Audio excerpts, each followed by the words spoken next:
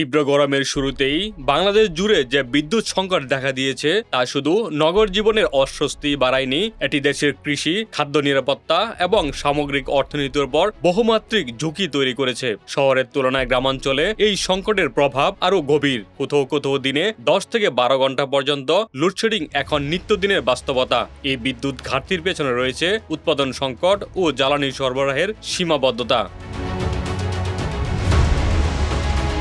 বাংলাদেশ বিদ্যুৎ উন্নয়ন বোর্ড এর তথ্য অনুযায়ী প্রতিদিন চাহিদার তুলনায় প্রায় 2000 থেকে 2500 মেগাওয়াট বিদ্যুৎ কম উৎপাদিত হচ্ছে। এর একটি কারণ ভারতের আদানি পাওয়ার প্ল্যান্ট এর একটি ইউনিট বন্ধ থাকা এবং বাঁশখালী এসএস পাওয়ার প্ল্যান্ট এর একটি ইউনিট উৎপাদনের বাইরে থাকা। ফলে জাতীয় গ্রিডে সরবরাহ কমে গিয়ে লোডশেডিং বেড়েছে, যার বড় অংশে চাপ পড়েছে মফস্বল ও গ্রামীণ এলাকায়। এই বৈষম্য শুধু জীবনযাত্রায় নয়, উৎপাদন ব্যবস্থাতেও মারাত্মক প্রভাব ফেলছে।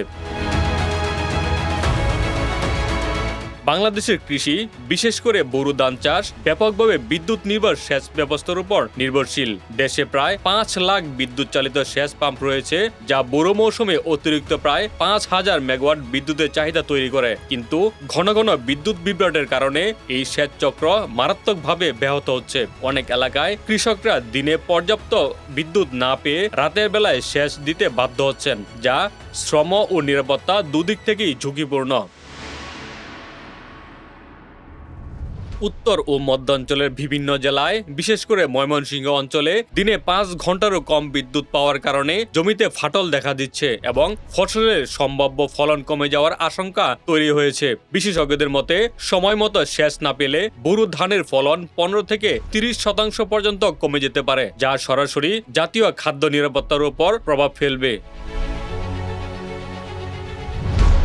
সংকটের প্রভাব শুধু মাঠেই সীমাবদ্ধ নয়, এটি ছড়িয়ে পড়ছে খাদ্য সংরক্ষণ ব্যবস্থাতেও। দেশের বিভিন্ন অঞ্চলের কোল্ড স্টোরেজগুলো এখন বিদ্যুৎ সংকটের কারণে ঝুঁকির মুখে। নিরবচ্ছিন্ন তাপমাত্রা বজায় রাখতে ডিজেল চালিত জেনারেটরের উপর নির্ভর করতে গিয়ে পরিচালনা ব্যয় বেড়ে যাচ্ছে বহুগুণ। এতে সংরক্ষিত আলু নষ্ট হওয়ার ঝুঁকি যেমন বাড়ছে, তেমনি বীজ আলুর মান ক্ষতিগ্রস্ত হয়ে আগামী মৌসুমের উৎপাদনও অনিশ্চিত হয়ে উঠছে। একইভাবে পোল্ট্রি ও মৎস্য খাত একই সংকটে বিপর্যস্ত।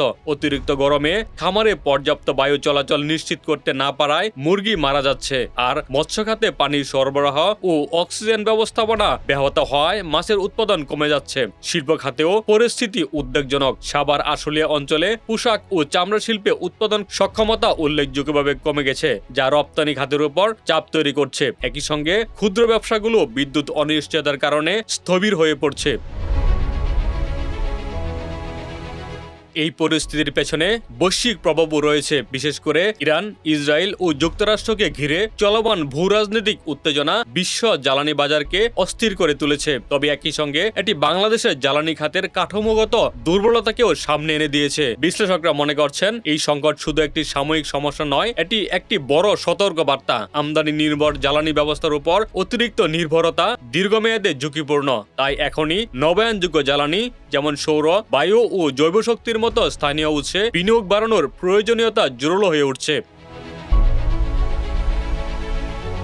সব মিলিয়ে বর্তমান বিদ্যুৎ ও জ্বালানি সংকট বাংলাদেশের জন্য একটি টার্নিং পয়েন্ট হয়ে উঠতে পারে। সঠিক পরিকল্পনা ও কার্যকর পদক্ষেপ নেওয়া গেলে এটি একটি নতুন টেকসই জ্বালানি ব্যবস্থার দিকে এগিয়ে যাওয়ার সুযোগ তৈরি করতে পারে। আর তা না হলে কৃষি, খাদ্য নিরাপত্তা ও অর্থনীতি সব ক্ষেত্রেই দীর্ঘমেয়াদী সংকট আরও গভীর হওয়ার আশঙ্কা রয়েছে। ডেস্ক রিপোর্ট, বাংলা বাজার পত্রিকা।